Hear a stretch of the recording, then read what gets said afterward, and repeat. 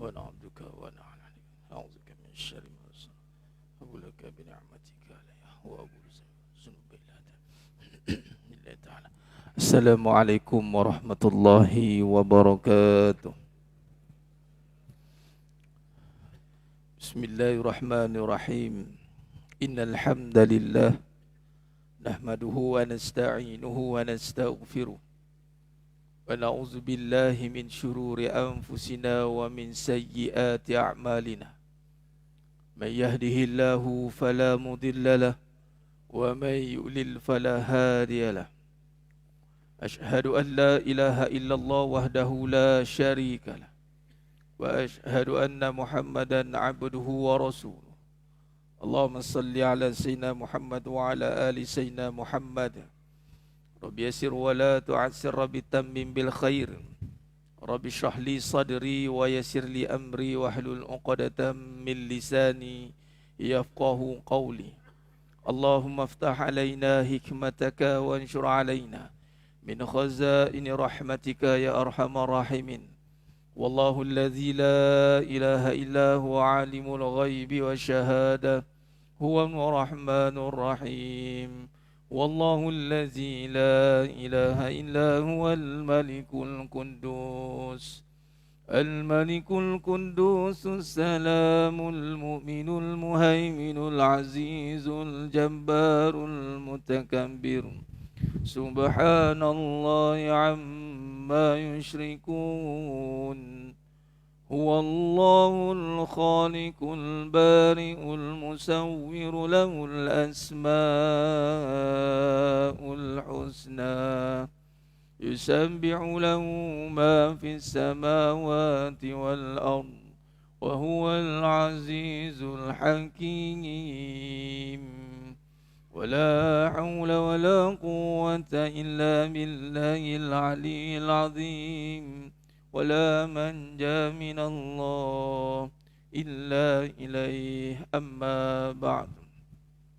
أيها المؤمنون اتقوا الله usikum wa iyaya bittaqwallah faqad fazal muttaqun. Sidang jemaah yang dimuliakan Allah Subhanahu wa taala, mudah-mudahan kita semua tergolong dalam golongan hamba-hambanya yang benar-benar bersyukur.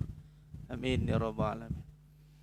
Alhamdulillah, syukur pada Allah SWT pada malam yang penuh barakah ni. Allah pilih kita lagi sekali untuk duduk dalam suasana ketaatan. Ya, ini Allah pilih kita untuk berada dalam raudhah min riyadhil jannah. Majlis zikrullah ini Nabi SAW isbatkan kepada taman syurga. Bagaimana kita faham masuk syurga itu dengan pilihan Allah, dengan rahmat Allah Ta'ala. Melalui amalan yang kita lakukan, maka Allah terima amalan tersebut, lalu Allah rahmati, lalu Allah pilih kita masuk ke syurga. Begitu jugalah bila datang majlis ilmu. Satu-satunya amalan jemaah sekalian yang kita buat di dunia tapi dah berada dalam syurga. Amalan lain yang kita lakukan itu wasilah ke syurga, penghubung ke syurga. Allah terima, dapat rahmat, masuk syurga. Jadi dengan rahmat Allah. Tapi satu amalan ni jemaah sekalian, kita dah masuk dah dalam syurga. Itulah datang majlis ilmu atau duduk dalam majlis ilmu, majlis zikrullah. Maka di dalamnya malaikat bentangkan sayap-sayapnya. Di dalamnya Allah terima doa mustajab. Ni waktu mustajab doa. Bagaimana kita berebut nak masuk raudhah min riyadhil jannah, yang mana sekarang ni Saudi telah menetapkan ketetapan hanya setahun sekali saja boleh masuk bagi yang ambil visa turis. Visa turis yang sekali ambil, yang expiry date dia setahun juga. Sekali dia masuk. Kalau visa umrah, bolehlah beberapa kali masuk. Susah sekarang nak masuk raudhah di sana ni mas sekalian. Tapi Nabi kata, Nabi tahu rupanya memang kita akan menghadapi kesusahan nak masuk sana. Tengoklah sekarang nak masuk kena pakai apps, nusuk. Satu-satunya lagi yang masih dikekalkan oleh kerajaan Saudi, itulah masuk Masjidin Nabawi, nak masuk raudhah. Masih kekal pakai apps. Bila dipikir-pikir balik, rupanya nak bagi tahu macam itulah masuk syurga, mesti kena kebenaran. Dan dah akhir zaman ni kan. Dah akhir zaman dah. Nak habis dah zaman kita ni. Bila-bila masa je mas sekalian. Macam-macam tanda besar dah keluar dah. Kalau kita lihat saudara kita di Palestin, di Gaza tu, mereka Itu Zionis tu, mereka dah tak fikir apa dah. Bahasa Jawa kata by hook or by crook panggil. Tu bahasa Jawa kata tu. Ni ketua kita nak sampai dah ni, kerja tak siap lagi, ahli karya tak penuh lagi ni kata. Mereka nak jadi ahli karya Palestin tu, supaya mereka boleh jadi jawatan kuasa dekat Masjidil Aqsa. Supaya nak menunggu imam mereka turun. Itu Dajjal. Memang dah nak habis dah. Jadi bila dah hujung-hujung ni mas sekalian, banyak petanda-petanda yang Allah buka sebenarnya. Antaranya kalau pergi Mekah, Madinah tu banyaklah. Banyaklah yang kita akan nampak, kita akan faham. Kalau kita minta sungguh-sungguh pergi Mekah, pergi Madinah, buat umrah, buat haji, minta kefahaman. Antaranya adalah Raudah tu. Dulu kita masuk senang. Bukan senang lah, maksudnya tak ada had lah. Kita main lumba lari mas sekalian. Main hadang-hadang itu, asal dia buka dia, 1,000 dah. Get set go dah. Tunggu buka, lari masuk. Sekarang tak boleh. Kena tengok apps. Tengok. Tak ada, tak boleh masuk. Jadi perumpamaan yang diberikan adalah nak masuk syurga begitu je mas sekalian. Mesti kena ada kebenaran, tasrih. Tak ada kebenaran Allah Ta'ala, maka tak masuklah kita. Itulah rahmat Allah SWT. Jadi mudah-mudahan mas sekalian, dengan kita lazimi diri kita untuk datang majlis ilmu ni, jangan letakkan diri kita ni sebab aku dah tahu atau tak tahu, tapi datang niat sebab kerana ini adalah hadis Nabi SAW menyuruh kita menuntut ilmu dan mengimarahkan masjid rumah Allah, dan sebagai tanda bagilah preview sikit, memang kita ni nak masuk syurga. Kita memang nak masuk syurga.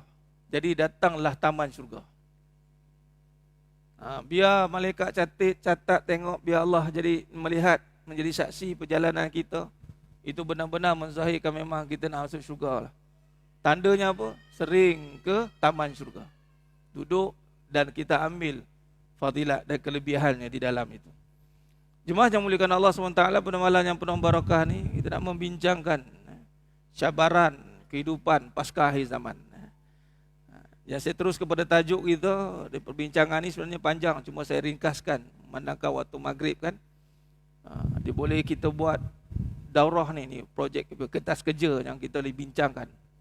Dan terus kepada perbincangan kita yang utama, yang penting, iaitu fasal pertama dalam perbahasan cabaran kehidupan pasca akhir zaman ni. Apa cabaran yang utama yang pertama? Maka di sini saya letakkan dalam perbincangan ini cabaran kekeluargaan. Itu nombor satu jemaah sekalian. Nombor satu sekali cabaran dalam kehidupan akhir zaman. Nombor satu sekali cabaran keluarga.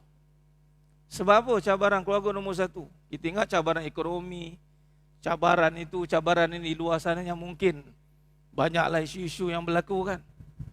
Kerana kita melihat daripada hadis Nabi SAW, melihat daripada musuh nombor satu kita, yakni iblis.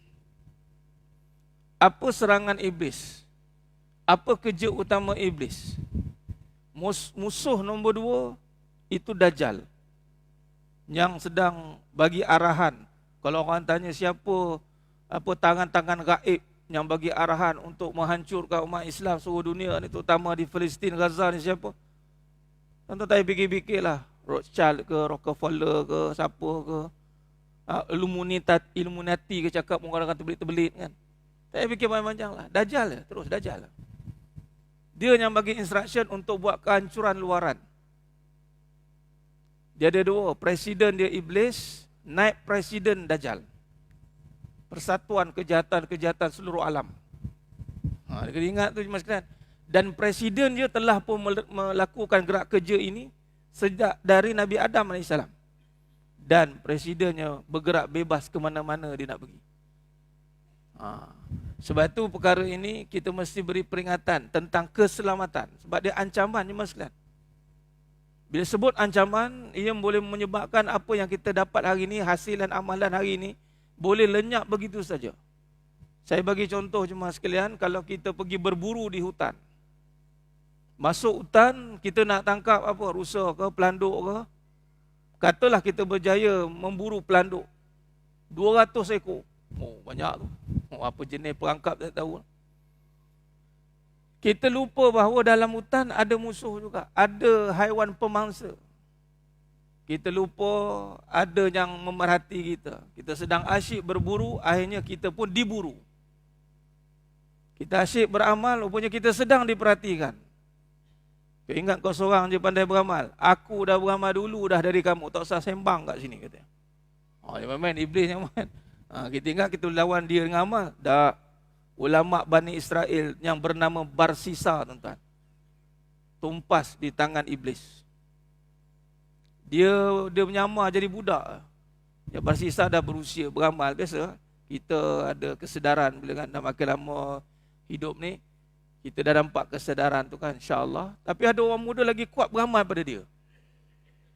Cabarlah. Macam mana kamu boleh beramal lagi kuat pada aku ni? Nampak? Iblis. Dia bukan bermula maksiat, iblis ni. Dia bermula taat. Dulu dia baik, sekarang jahat. Kalau kisah, ada orang dia buat cerita, dulu dia jahat, sekarang baru baik. Aku tahulah dia dulu baru nak belajar pergi masjid, contoh. Aku kenal lah dulu siapa. Tapi tak payah takut kalau orang buka buruk kita dulu. Sebab apa? Pertama, dia mengaibkan, dia akan diaibkan. Kedua, pahala dia bubuh kat kita.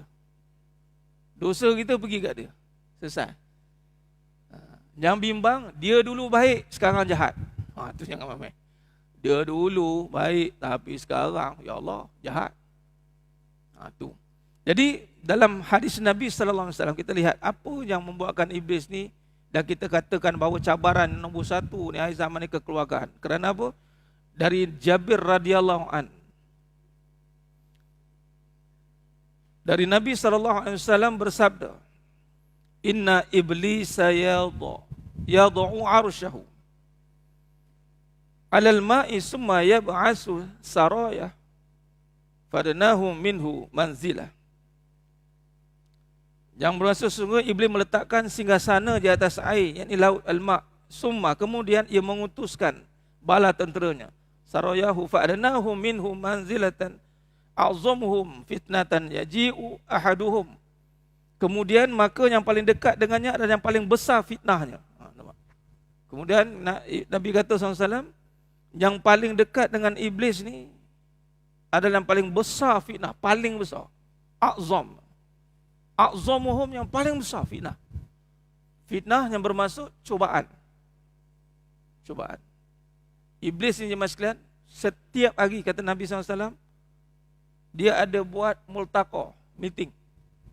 Setiap hari. Kecuali bulan Ramadan. Tak dapat permit untuk berkumpul. Selain bulan Ramadan, hari-hari dia buat muhasabah. Dekat mana? Kat laut. Dan ada istana, singgah sana. Dan yang paling dekat dengan iblis, yang paling besar fitnah, iblis cakap. Dan ini kata Nabi SAW. Maka datanglah salah seorang dari bala tenteranya. Tengok. Dalam hadis ini, Nabi SAW menggunakan salah seorang. Merujuk pada siapa ni? Jin, syaitan, jin. Seorang. Tak panggil seko.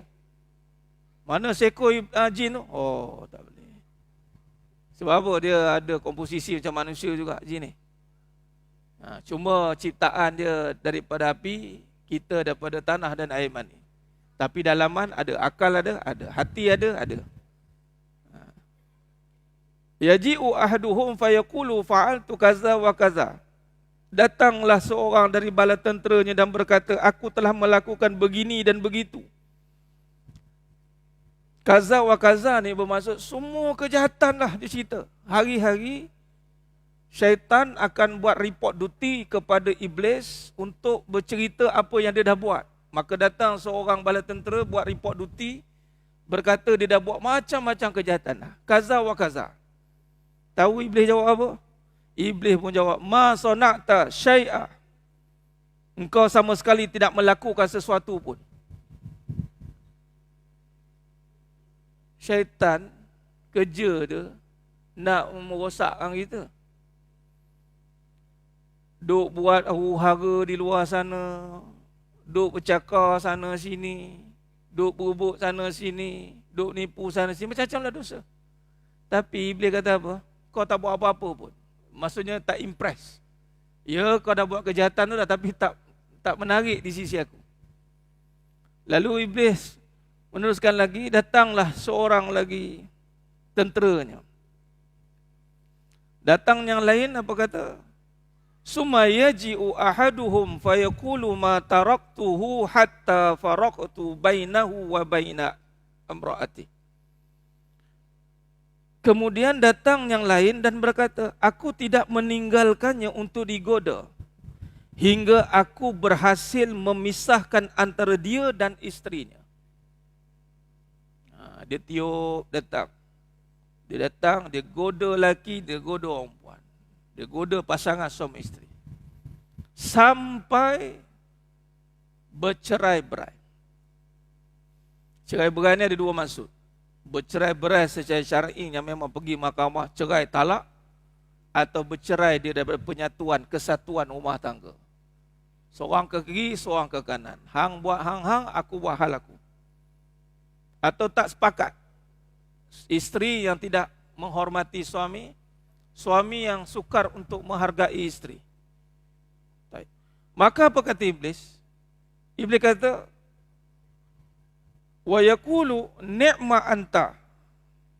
Maka iblis pun mendekatinya berkata, sungguh hebat setan seperti engkau ni. Ini bagus.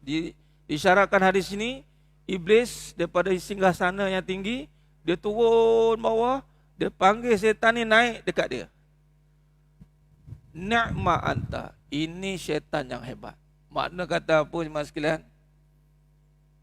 Serangan nombor satu dalam kita melihat hari ini, serangan negara boleh jadi huru-hara, lebih dahsyat lagi serangan keluarga boleh porak-peranda. Jangan pandang remeh dengan keluarga jemaah sekalian.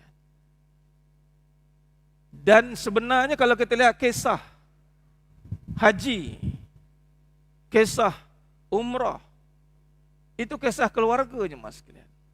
Nabi Ibrahim AS, Siti Hajar, Nabi Ismail AS. Kalau ingat kisah Nabi Muhammad SAW, buat Isra' Mi'raj datang ni, pun keluarga juga.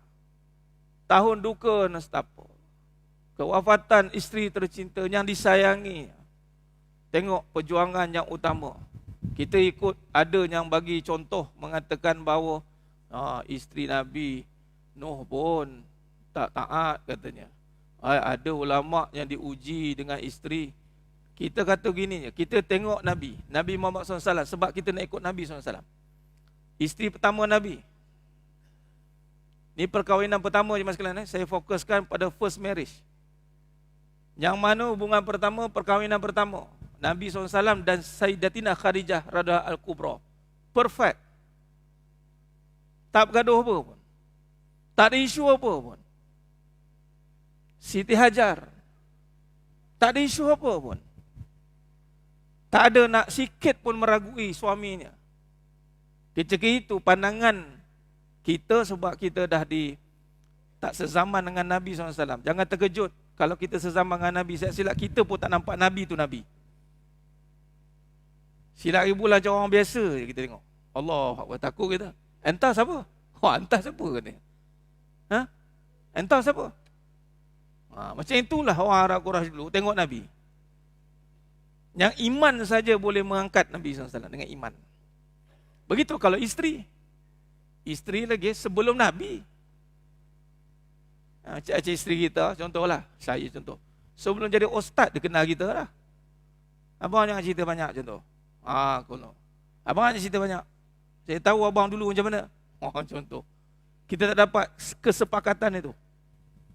Walhal kita nakkan kesepakatan itu. Sebab apa? Serangan nombor satu, cabaran adalah untuk hari ini jemaah sekalian, kita lihat.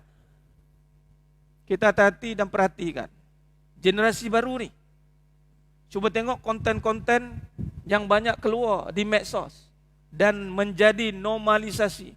Apa dia? Suami hilang kepimpinan. Tuan-tuan tengok. Dimain-mainkan, dilawak-lawakkan. Kadang-kadang kita pun minta maaf cakap, saya dalam bab ni memang saya serius sikit. Sebab dia melibatkan benda ancaman yang paling besar. Untuk rumah tangga, untuk semua. Buktinya mas sekalian, mudah kita nak faham macam ni. Kita berceramah kat luar 10 juta orang. Balik rumah seorang isteri meremehkan kita. Tak guna abang ceramah 10 juta. Hancur luluh jiwa suami itu sebenarnya. Kalau 10 kat luar sana 10 juta orang mencemooh dia, balik isteri dia kata, abang tak apa, abang sabar. Biarpun luar sana tak menyokong abang, saya tetap dengan abang. Tengok kekuatan dia pergi macam mana. Simple mas sekalian. Balik di luar sana macam-macam cemuhan, dugaan, cabaran. Balik rumah, cleansing. Tengok muka isteri, hilang masalah. Atau balik dari luar, macam-macam kemenangan kita bawa. Nak meraihkan isteri. Balik-balik tak dihargai. Abang, sekarang lah baru nak beli-beli macam-macam ni. Tak payahlah. Kita punya geram, start motor, minum kopi balik tu kan. Geram tu aku beli kombisan. Tak mau, aku beli ni tak mau. Cabaran dia. Sebab itu iblis ambil. Sebab dia melibatkan maruah. Ini belum cerita penceraian, efek-efek lain. Efek zaman sekarang menormalisasikan penceraian. Dah cerai tapi kawan rapat, BFF. Kerana anak. Kalau kerana anak, jangan cerailah. Tengok, halus jarum iblis. Minta maaf sekalian, mana yang ada kena tu, saya minta maaf awal-awal lah. Saya cerita realiti. Supaya kita boleh membetulkan balik perkara ini agar tidak kita salah erti. Terutama yang cerai tadi. Dia jadi normalisasi. Gara-gara anak, bekas suami boleh jumpa bekas isteri, jadi kawan biasa. Mak ayah tak usah campur dah, pandai-pandai kamu lah kata. Anak, bekas suami hantar anak, bekas isteri ambil anak, dia tak tahu apa jadi belakang. Mereka itu dah bukan mahram dah. Jadi macam lelaki ajnabi, normal. Tapi kerana anak dia jadi normal balik buat kawan. Kita pun setengah tu, oh baguslah. Wah macam inilah kita nak. Walaupun dah bercerai boleh jadi kawan. Datang pula satu suara kata, habis tu takkan nak bergaduh pula. Siapa suruh gaduh? Sebab itu, tak batal lagi sembahyang mak mertua tu. Lepas tu kalau anak ada isu anak ni, dia kena transit, mak dia kena ambil berat. Mak mertua, mak dia. Lepas tu berat ceraian ni, bukan senang. Tapi kalau tuan-tuan ni saya tak bawa database yang terbaru. Difahamkan untuk database penceraian sekarang ni, menakutkan ni mas sekalian. Sangat menakutkan. Ni saya cerita yang first marriage dulu. Yang baru kahwin cerai. Yang dah lama kahwin tak puas hati, pendam dalam hati.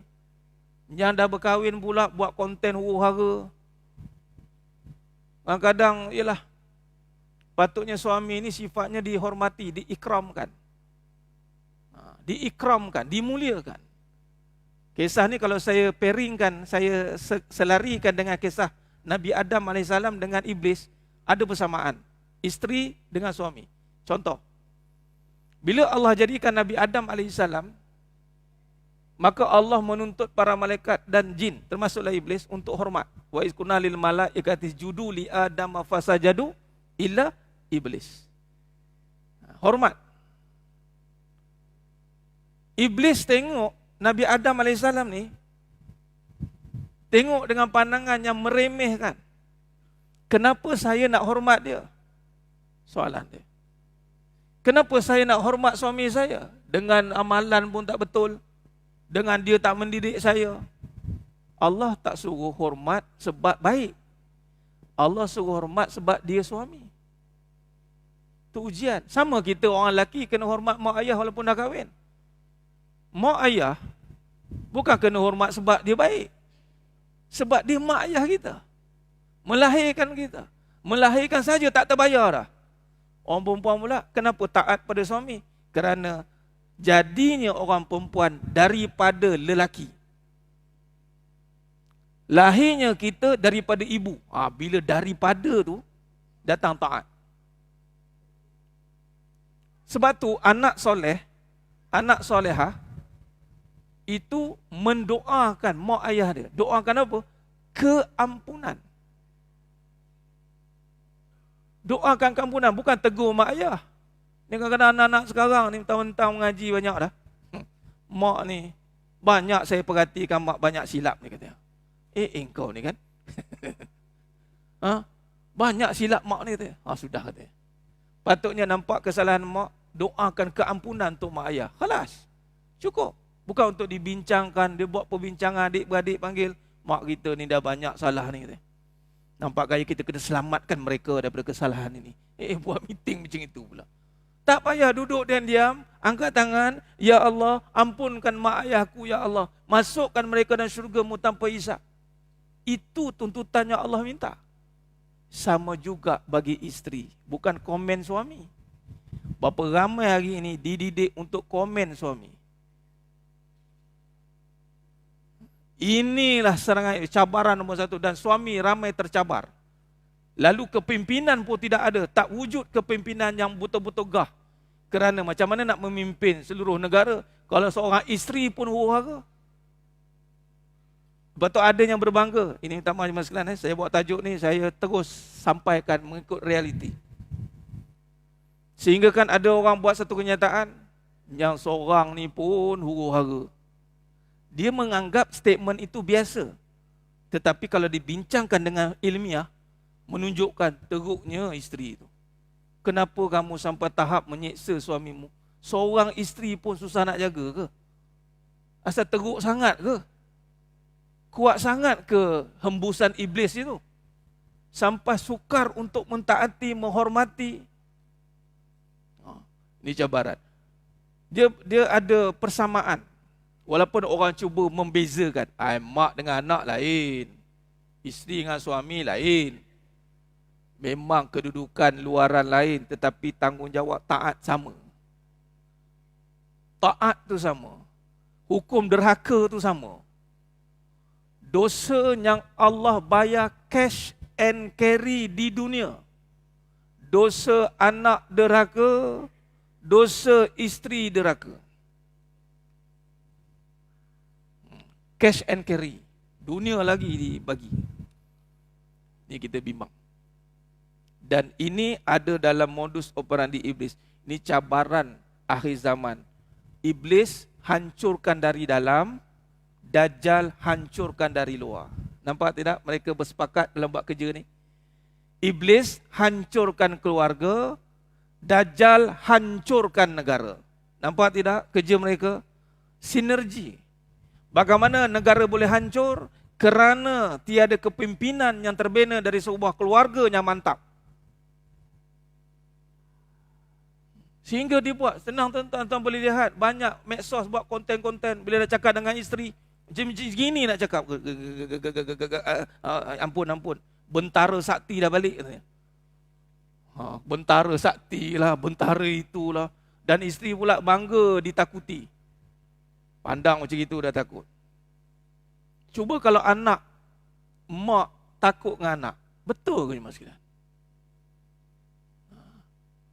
Anak ni, mak ni duduk nak rehat. Anak balik, bising. Mak duduk je ke? Kurang ajar punya anak panggil. Ataupun anak kemah rumah. Takkan tak nak tolong? Gitulah pandangan isteri tengok suami. Ini saya cakap, dua-dua kena sebab isteri ujiannya suami. Lelaki ujiannya nak membentuk isteri dan mentaati ibunya. Walaupun dia sudah berusia. Kan kita kan dah dewasa. Kadang-kadang itu kita anggap macam dah besar. Tapi bila depan mak, jadi budak-budak balik. Kita jadi anak balik.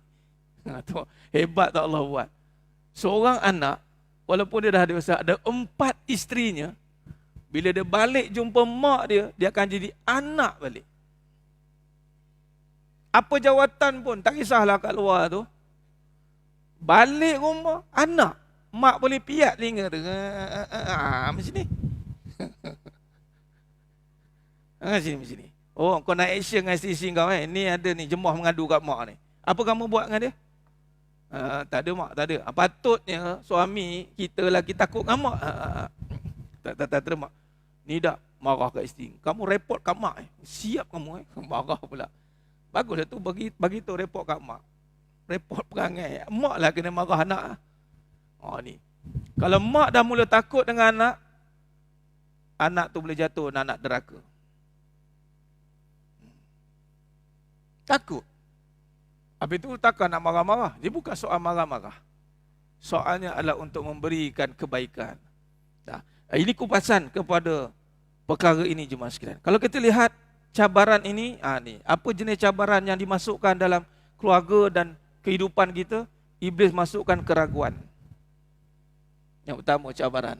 Akhir zaman, cabaran kehidupan, cabaran keraguan. Keraguan yang paling besar adalah keraguan dengan janji Allah. Kalau aku taat, aku hormat, aku dapat apa? Kat situ datangnya kenapa dia sukar untuk mentaati. Sebagaimana kisah Iblis dengan Nabi Adam AS, Allah berfirman kepada Nabi Adam AS, makanlah dan minumlah segala apa yang ada di syurga ini dan kekallah duduk dalam syurga. Dan jangan makan buah khuldi ini. Okey.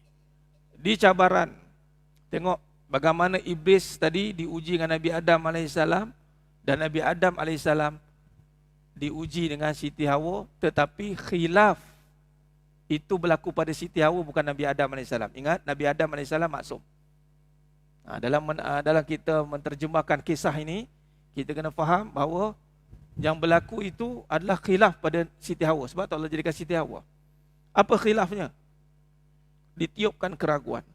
Ragu dengan suruhan Allah. Wala taqrabah hazihi syajarata fatakuna minaz zalimin. Jangan dekati pokok ini. Bayangkan jemaah sekalian, dalam sebanyak-banyak nikmat dalam syurga, syurga jemaah sekalian, bukan dunia, syurga pun boleh mendapat keraguan gara-gara tiupan iblis ini. Sebab apa wanita ni dekat dengan ujian? Kerana kalau kita lihat dengan ujian pada Siti Hawa ni, apa iblis buat pada Siti Hawa ni? Dia meniupkan Hawa nafsu.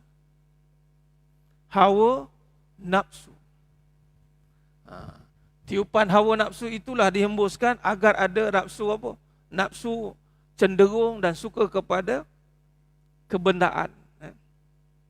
Kebendaan. Dan keraguan kepada menunaikan janji Allah. Ini hati-hati. Dan kita sebagai suami cabaran untuk meyakinkan ahli rumah tangga kita dengan janji Allah. Cabaran kita. Dan Allah suruh kata jangan makan. Kemudian Siti Hawa termakan dengan kata-kata iblis ketika itu yang menyamar. Dan akhirnya termakanlah kata-kata iblis. Tengok, Nabi Adam AS tak termakan dengan kata iblis, tapi termakan dengan kata Siti Hawa. Itu kata dari dalam tu, hati-hati.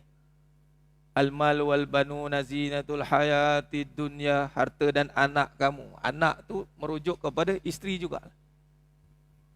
Hati-hati. Lama kelamaan kerana sayangi dunia, berubah kepada mahu kekal di dunia dan melupakan tempat kembali yang sebenar di akhirat sana. Iblis pandai dalam mengatur perkara ini. Kita bagi laluan azan. A'udzubillahi minasyaitonirrajim. Bismillahirrahmanirrahim. Subhanallah walhamdulillahi wa la ilaha illallah wallahu akbar. ولا حول ولا قوة إلا بالله العلي العظيم اللهم صل على سيدنا محمد الله يا كريم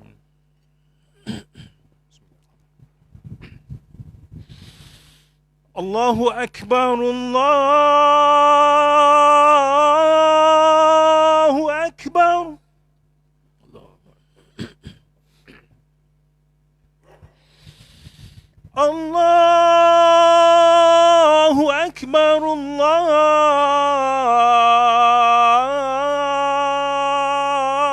أكبر الله أكبر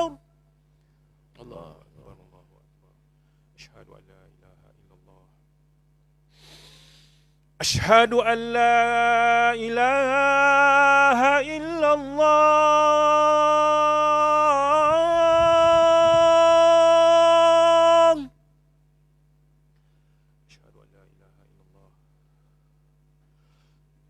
أشهد أن لا إله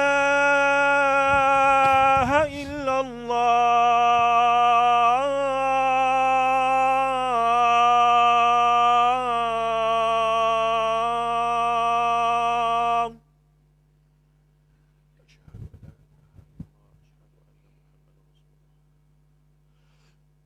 أشهد أن محمدا رسول الله.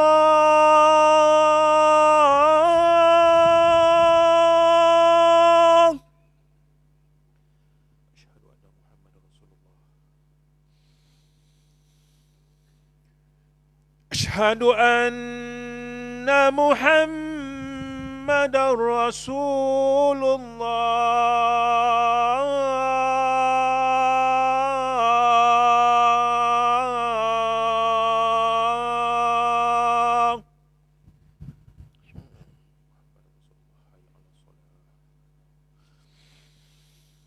حي على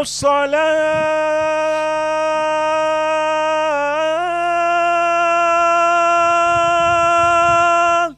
لا حول ولا حي على الصلاة.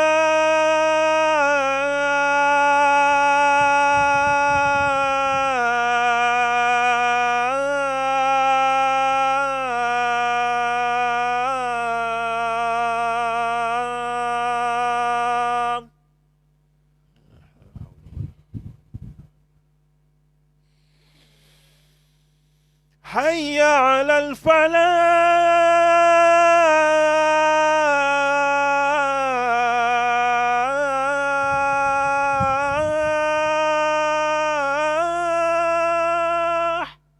لا حول ولا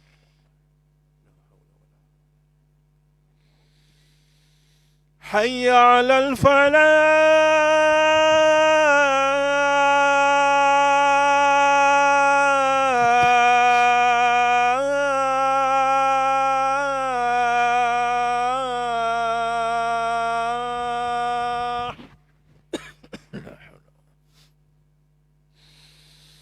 الله أكبر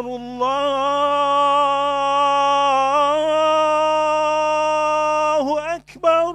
الله أكبر الله أكبر الله أكبر. لا إله إلا الله.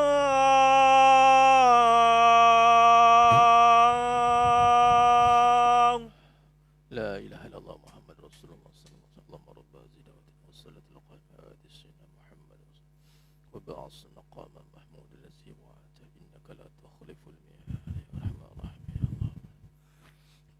Allahumma salli ala Sayyidina Muhammad wa ala Sayyidina Muhammad. Sedang jemaah yang muliakan Allah SWT.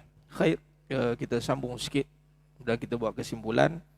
Dan insyaAllah juga diberi peluang lagi, kita sambung lagi perbahasan ni. Sebab dia ada beberapa lagi perkara yang nak bincangkan. Saya akan teruskan pada poin-poin penting, yakni cabaran seterusnya. Bagi cabaran seterusnya. Baik, cabaran yang kedua adalah cabaran harta dan kebendaan. Harta dan kebendaan.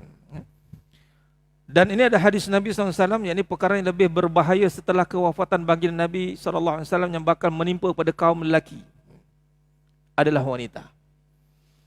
Sebab seorang lelaki atau suami itu beramal dengan agamanya, namun di saat gagal mengurus wanita yang bergelar isterinya, maka akan terfitnahlah seluruh amalan yang si suami itu ada. Ini kita kena jelas. Saya bahasa mudahlah, kita ringkaskan. Kita lihat seorang isteri. Wanita ni fokus pada isteri lah. Kalau wanita yang umum tu. Isteri, katalah, tidak sempurna pemakaiannya. Tidak bertudung mungkin, pakai skirt mungkin. Suaminya berserban elok, berjubah elok. Tengok isterinya begitu, maka terfitnahlah suaminya. Suami dia ni tak didik ke? Biasa orang kan. Walaupun kita tak boleh nak menghukum betulnya. Berbeza dengan isteri, berpakaian elok, bertudung labuh, bernikab pula, tapi suami berseluar pendek. Apa orang kata? Sabarnya kamu jemaah. Baguslah kamu boleh tahan dengan laki kamu tu. Untunglah Leman katanya. Bukan nama sebenar lah. Bukan nama sebenar. Tapi cuba kalau lelaki yang berjubah berseban bawa isteri pula. Tadi suami berseluar pendek, ni isteri berskirt pendek. Ya Allah, Abang Haji. Apa demam ke apa dah?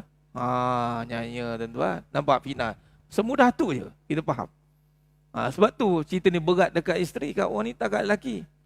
Sebab memang kesan dia memang kepada lelaki. Dan memang ada hadis Nabi SAW, yakni daripada Usamah bin Zaid radhiyallahu an, bahawa Nabi SAW bersabda, "Ma taraktu ba'di fitnatan adarra 'ala rijal minan nisa." Nampak? Maksudnya tidak aku tinggalkan selepas daripadaku yang lebih berbahaya kata kaum lelaki daripada wanita. Lebih bahaya. Ustaz, isteri saya elok je, apa bahayanya? Kita tengoklah Siti Hawa. Bukannya marah-marah pun. Elok je, lembutnya pun. Tapi lembut tu yang berbisa tu hati-hati. Bang, malam ni abang hari dah pergi kuliah ni. Selalu sangat dah tu, malam ni kita pergi tom yam lah pula. Ya tak ya juga. Ya tak ya terus. Jangan, kadang-kadang hembusan lembut pun masalah. Dan fattakud dunia, kata Nabi SAW jawab pada Abu Sa'id Al-Khudri radhiyallahu an, Nabi SAW bersabda, fattakud dunia wa takun nisa fa inna awwala fitnat Bani Israel kanat fin nisa. Ni kisah Barsisa tadi yang bawah ni. Berhati-hatilah dengan dunia dan berhati-hatilah dengan fitnah wanita. Sesungguhnya fitnah terawal yang berlaku pada golongan Bani Israel adalah pada wanita. Jemaah sekalian, kesimpulan. Kita sambung lain. Ada lagi ni cabaran bawah ni. Panjang pembahasan ni. Cabaran perasaan, cabaran ni yang berlaku realiti kehidupan, dan kita susun sesuatu untuk kita renungkan. Kita berhenti dekat cabaran tu benda ni. Saya nak bagi tahu bagaimana kita lihat sesuatu negara ataupun perkara itu menjadi berbahaya. Sebagai contoh, tengok di, saya bukan nak tunjuk negara, tapi inilah yang berada depan mata. Apabila wanita-wanita yang mula bertempiran berada di luar, datang konsert, boleh. Yang dulu tak ada. Dulu tak ada. Nak nampak wanita keluar tu payah. Sekarang ada. Di sebuah negara pasti berdengung lah tuan-tuan. Saya tak boleh search sendirilah. Saya tak nak quote mana-mana negara. Yang dulu dia begitu menjaga, tapi kali ini dia terbuka katanya. Dasar terbuka. Memang Islam ini tasamuh ada. Kita bukan rigid. Tapi kerana kita tahu meletakkan yang mana yang mulia, yang nak kita muliakan, yang mana kita nak jaga, terutamanya perempuan ini. Alah satu saya namakan khazanah syurga, yang menjadi tanggungjawab lelaki di dunia. Bukan senang mas sekalian. Dan iblis cukup tahulah perkara ni. Jadi ini cabaran harta. Wanita pula dia akan senang terkesan dengan dunia. Macam tadi terkesan dengan benda yang larang. Larang ni apa dia? Larangan kat dunia ni tentang harta benda, larangan. Larangan mengumpul, larangan berhias-hias berlebih-lebihan. Semua ni akan ada kat isteri. Ni cabaran wanita. Larang ni bukan bermaksud langsung tak boleh, tapi ada tegahan yang mesti kita berhati-hati. Yang kita kena perhatikan dengan begitu teliti. Contoh sikit. Macam contoh di sini tentang keadaan harta dan pahala. Harta dan pahala sebagai contoh. Kebanyakan isteri dia akan terkesan kerana macam tak ada harta. Dia akan rasa inferior, rasa kecil. Walaupun sedangkan isteri dia ada pahala banyak mengatasi harta. Harta bagi isteri pahala. Bukan harta duit itu. Tak salah isteri nak pegang duit, tapi apabila amalan, contoh bawa air, haji tuang air, minum. Isteri bawa air, kata Nabi. Bagi air buat suami senyum, pahala besar dah ni. Bagi air. Buat muka senyum. Tapi yang amalan yang itu tidak dipandang. Itu hati-hati. Ini kita bincangkan panjang nanti, insya-Allah pada pertemuan yang lain. Ini kita dah buka tajuk ni, cabaran-cabaran ni panjanglah. Mudah-mudahan kita mampu menyusun balik perkara-perkara yang nak kita berikan tekanan dan tumpuan, dan untuk kita berikan perhatian. Dan kita nak buat apa ni? Berdoa ke Allah. Itu maksudnya. Bila tahu apa cabaran dia, ya Allah, jangan sampai aku terfitnah dengan keluarga, ya Allah, jangan aku terfitnah dengan anak, isteri. Kena minta. Itu cabaran. Iblis dia suka, senang nak buat kita terlepas dengan perkara ni. Wallahu a'lam bishawab. Itu saja untuk malam ni. Mohon ampun maaf daripada saya atas kekurangan. Terkasar kata tu kurang bicara dalam penyampaian. Hanya Allah Ta'ala sajalah yang mampu menyempurnakan perbahasan kita pada malam yang penuh barakah ni, sehingga kita bertemu lagi pada siang kata insya-Allah. Aku qouli hadza wa astaghfirullah azim li wa lakum. Wabillahi taufiq wal hidayah. Assalamualaikum warahmatullahi wabarakatuh. Tangguh dengan tasbih kafarah dan suratul Asr. Subhanakallahumma wa bihamdika asyhadu an la ilaha illa anta astaghfiruka wa atubu ilaik. Bismillahirrahmanirrahim. Wal 'asr. Inal insana fi khusr illa alladzina amanu wa amilus solihati wa tawasaw bil haqqi wa tawasaw bis sabr. Wallahu a'lam bisawab.